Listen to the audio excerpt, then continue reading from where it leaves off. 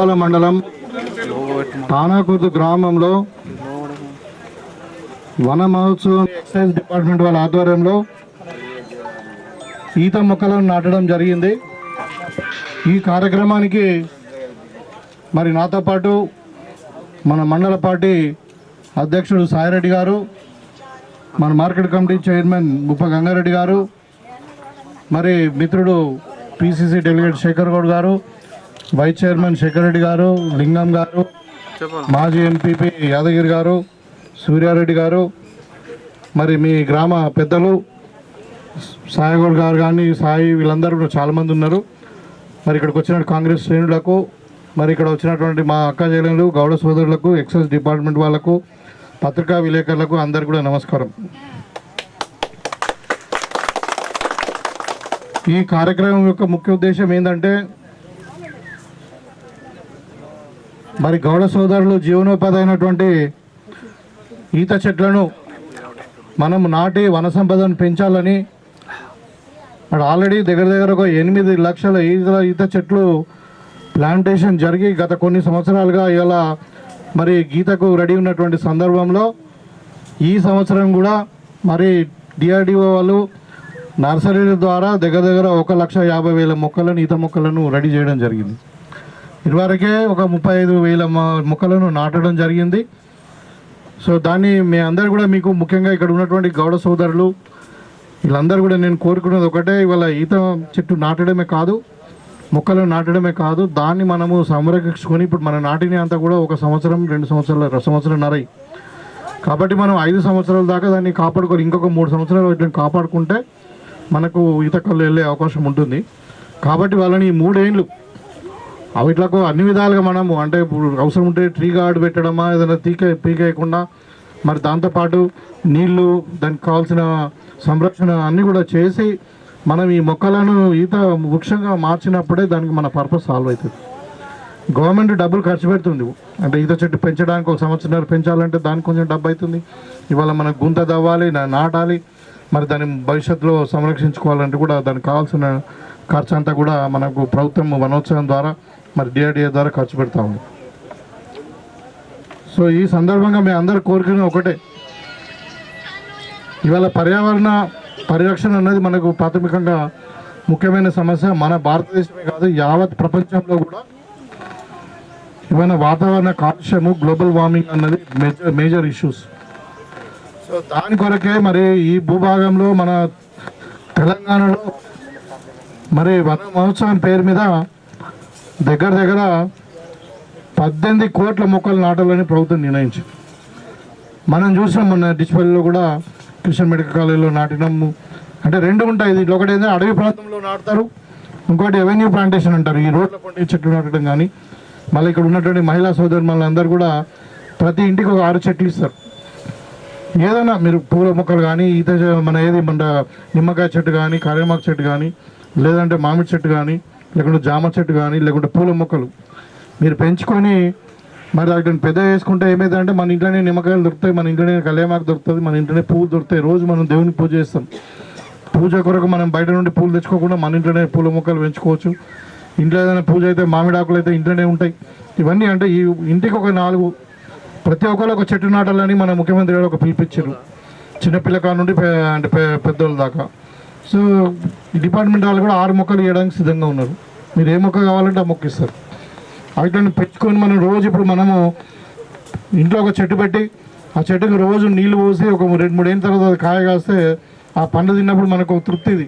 మనం ఒక ఇంట్లో మనము జనరల్గా ఎట్లా ఉంటుంది, మనం కొంతమంది పెట్స్ని పెంచుకుంటారు, అంటే కుక్క పిల్లల్ని పెంచుకుంటారు, వాటి ప్రేమలు చూసుకుంటారు. అట్లనే ఈ మొక్కలను కూడా మనం పెంచుకొని అవి పెద్దగా కాయ కాస్తే దానికి అనుభూతి వస్తుంది మనకు. ఆ మొక్కల చెట్ల యొక్క కాయ మనం తిన్నప్పుడు మామిడి చెట్టు పెట్టుకున్నాం, పెద్దగా అయింది, 3 ఏళ్ళు అయింది, కాయ కాసేదాం కదా, దాని పండు తింటే ఒక తృప్తి. సో మన ఇంటి ముందర పచ్చదనం ఉంటుంది.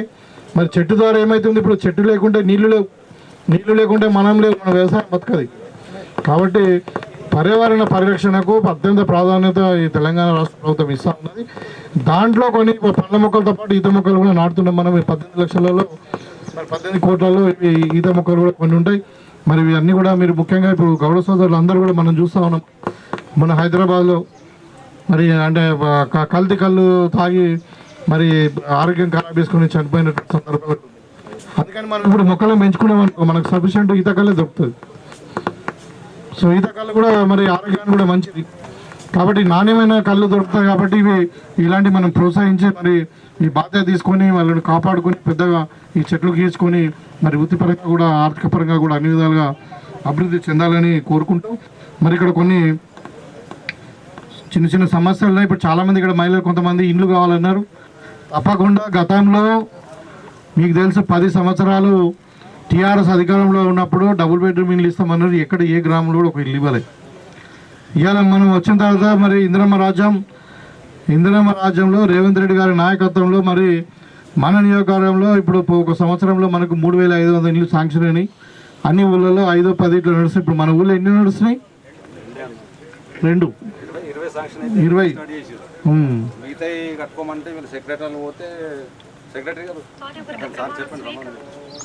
ఇప్పుడు ఎందుకు కట్టుకుంటలేరు? ఓకే, అదే పర్వాలేదు. అంటే మన తాడెంకు ఒక 20 ఇల్లు శాంక్షన్ అయినాయి. అయితే ఇంకా రానులో కూడా మళ్ళీ వస్తాయి. ఎవరు కూడా 3.5 సంవత్సరాల టైం ఉంది ఇంకా మనకు. ఈ రాబోయే 3.5 సంవత్సరాల్లో తాడెంలో ఇల్లు లేని వాళ్ళు ఉండదు, అందరికీ పక్క ఇల్లు కట్టిస్తాం. ఎవరికైనా కానీ జాగా లేకుంటే జాగా కూడా ఇస్తాం. 2వ విడతల జాగా ఇచ్చి వాళ్ళకి 75 గజాల భూమి ఇస్తాం. దాంట్లో వాళ్ళ కూడా ఇండ్లు అలాట్ చేస్తాం. మీకు ప్రభుత్వం నుండి 5 లక్షల రూపాయలకు ఇల్లు వస్తుంది, ఇందిరం ఇల్లు. అది కట్టుకుంటేనే వస్తుంది, కొద్దిగా శాంక్షన్ అయితే రాదు. గతంలో అవకతవకలు జరిగినాయి కాబట్టి అట్లా కాకుండా ఇండ్లు కట్టుకుంటే ఇప్పుడు పునాది లెవెల్లో వస్తే 1 లక్ష వస్తుంది. అదేవిధంగా గోడలు కట్టుకుంటే ఇంకొక 1 లక్ష వస్తుంది. స్లాబ్ వేసుకుంటే ఇంకో 2 లక్షలు వస్తాయి. లాస్ట్లో మనం కలర్ వేసుకొని మొత్తం ఫ్లోరింగ్ బాత్రూమ్ ఫిట్టింగ్స్ అనేది 1 లక్ష వస్తుంది. మొత్తం 5 లక్షలు వస్తాయి. 400 గజాల నుండి 400 ఫీట్ల నుండి 600 ఫీట్ల వరకు మనం కట్టుకోవచ్చు. ఇక్కడ ఇండ్లు రాని వాళ్ళు కూడా ఎవరు కూడా మీరు నిరాశపడే అవసరం లేదు. అందరికి ఒకటేసారి ఇవ్వలేము. ఇప్పుడు ఇచ్చిన వాళ్ళు కూడా కొన్ని కారణాల వల్ల కట్టుకుంటున్నారు. ఇప్పుడు మన దగ్గర ఏముంటాయంటే 3 ఏళ్ళనే అంటారు, లేదంటే కొంతమంది భర్త దుబాయ్లో ఉన్నాడు వచ్చినాక కట్టుకుంటామంటారు, లేదంటే ఇంకా ఇంట్లో వాళ్ళు ప్రెగ్నెంట్ ఉంటారు, వాళ్ళు డెలివరీ దాకా ఇల్లు కట్టుకోరు, లేకుంటే బంధువులు చుట్టాలు చనిపోతారు, వాళ్ళకు సంవత్సరం దాకా ఇల్లు కట్టరు. రకరకాల కారణాలు ఉంటాయి. వాళ్ళకి టైం ఇస్తాం మనము. యాక్చువల్లీ అగ్రిమెంట్లో అయితే 40 రోజులే ఉంది, కానీ వాళ్ళకు కట్టుకునే వాళ్ళు ఎంతమంది ఉన్నా వాళ్ళకు ఇండ్లు ఇస్తాం. అయితే మీకు టైం ఇస్తాం, కానీ కట్టుకునే వాళ్ళు మాత్రం మీరు చెప్పండి, మా ఇంట్లోకి శాంక్షన్ అంటే క్యాన్సిల్ చేసి మళ్ళీ వేరే వాళ్ళకి ఇవ్వాల్సి వస్తుంది. ఎందుకంటే కట్టుకునే వాళ్ళకి రావు, మళ్ళీ కట్టుకోకుండా అట్లనే ఉంటాయి అవి. కాబట్టి అది కూడా మేము ఇక్కడ ఎంపీఓ ఉన్నాడా టైం ఇవ్వండి. ఇదే ఇప్పుడు 5 కారణాలు ఉంటాయి. కొంతమంది డబ్బులు ఉంటాయి, కొంతమంది వేరే కారణాలు ఉంటాయి. కానీ కట్టుకోము మేము అనుకున్న వాళ్ళని మాత్రం మీరు ఇమ్మీడియట్గా లిస్టు కలెక్టర్కి పంపించండి, అది క్యాన్సిల్ చేద్దాం మనం. ఎందుకంటే డైరెక్ట్ ట్రాన్స్ఫర్ కాదు, మళ్ళీ మనం కొత్త లిస్ట్ పెట్టుకొని మళ్ళీ కట్టుకునే వాళ్ళకి శాంక్షన్ చేసేది ఉంటుంది. కాబట్టి ఇక్కడే కాదు, మన మండలం మొత్తం కూడా మీరు అది లిస్టు తొందరగా ప్రిపేర్ చేసి కలెక్టర్ వాపస్ పంపించండి. ఎవరైతే ఇల్లు కట్టుకుంటలేరు మళ్ళీ కట్టుకునే వాళ్ళు కూడా తొందరగా గ్రౌండ్ కట్టుకుంటే అది యాక్సెప్ట్ చేయదు. తర్వాత చూద్దాం. ఇంకా తర్వాత 2వ విడతల గవర్నమెంట్ ఏదైనా రిలాక్సేషన్ ఇస్తే అప్పుడు వాళ్ళకు కూడా వస్తాయి. కానీ ఇప్పుడైతే సాధ్యం కాదు. అది నా చేతుల్లో లేదు. ఎవరు చదువుతున్నాయి త్వరలోనే. గత 10 ఏళ్ళ వాళ్ళు ఇవాళ అందరు కూడా రేషన్ కార్డులు ఇప్పుడు నిన్ననే ముఖ్యమంత్రి గారు స్టార్ట్ చేసిర్రు. ఇప్పుడు మీరు అందరు కూడా ఈ మీ సేవలో అప్లై చేసుకోండి.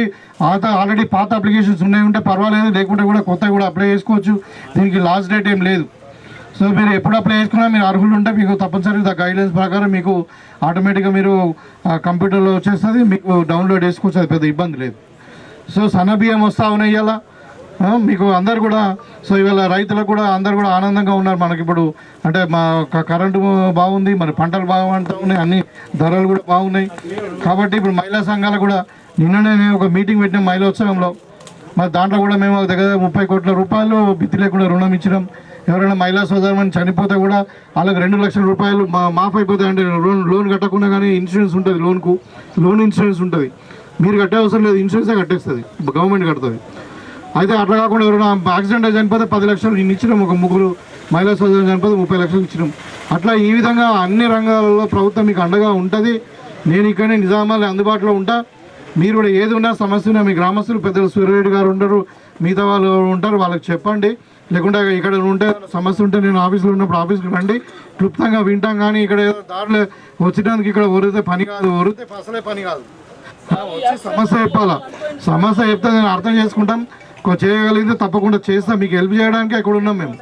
కాబట్టి మీకు ఇక్కడ అంటే అన్ని విధాలుగా మీకు కాదుకుండా మీకు చెక్ డ్యామ్ కావాలన్నా చెక్ డ్యామ్ ఇచ్చినాం, సీసీ రోడ్స్ కావాలన్నా సీసీ రోడ్స్ ఇస్తున్నాం. ఇంకా రాని దగ్గర కూడా సీసీ రోడ్స్ చేసి పెడతాం. ఇంకా టైం ఉంది. మేము వచ్చి మొన్ననే మీరు 10 ఏళ్ళలో 1 రూపాయి పని చేయలేదు. ఇలా మేము వచ్చి 15 ఏళ్ళనే ఎంత పని అయిందో మీకు చిన్న తానా కుదులు మీకు తెలుసు. మరి కొంచెం ఓపిక పట్టండి.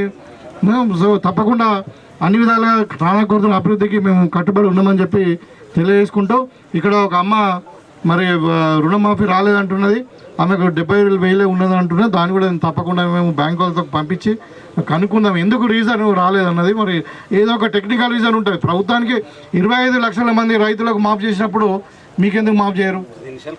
అదే ఏదో ఒక తప్పు ఉంటుంది, ఆ తప్పును కరెక్ట్ చేసుకుంటే మీకు మాఫ్ అవుతుండే. మరి ఏందో మేము అయినా కనుక్కుంటే మేము తీసుకోపోతున్నాం. సో ఈ విధంగా కొన్ని టెక్నికల్ ఇష్యూస్ ఉంటాయి. కొంతమంది కరెంటు బిల్లు మాఫ్ అవుతలేదు అంటున్నారు. ఇవాళ 95% మందికి 200 యూనిట్ల కరెంట్ ఫ్రీ అవుతుంది. అందులో ఏదో తప్పు ఉంటుంది. మీ మీటర్ తప్పు పడుతుందా, లేకుంటే మీ ఆధార్ తప్పు పడుతుందా, ఏదో అది కరెక్ట్ చేసుకోవాలా. అది ఇప్పుడు మనము కరెక్షన్ ఛాన్స్ ఉంది కదా మనం చేసుకోవడానికి. అదే మీరే దయచేసి సురేరెడ్డి గారు అప్లికేషన్ తీసుకొని మీరు ఎంపీడీఓ గారికి ఇవ్వండి. మరి తప్పకుండా అది ఏదో దాని ఇప్పుడు లింక్ ఓపెన్ ఉందా, మరి దాన్ని శాంక్షన్ చేపిస్తారు. మీకు మన తానా కుర్దలే 1000 మందికి ఫ్రీ అయినాక మీకు 4గురికి ఎందుకు రాదు అంటే ఏదో ఇష్యూ ఉంది, టెక్నికల్ ఇష్యూ ఉందా, దాన్ని మనం సరిదిద్దుకోవాలా. అంతేగాని మనము ఒట్టిగానే ఆవేశపడితే పని కాదు. సో ఏదేమైనా తానా కుర్తో ప్రజలు చాలా ప్రేమగలలో నాకు మంచి మెజారిటీ ఇచ్చారు. లాస్ట్లో కూడా నేను ఇక్కడ ఆంజనేయ స్వామి గుళ్ళనే ఇక్కడ కూర్చొని ఇక్కడే లాస్ట్లో ఛాయ్ అయిపోయినాం.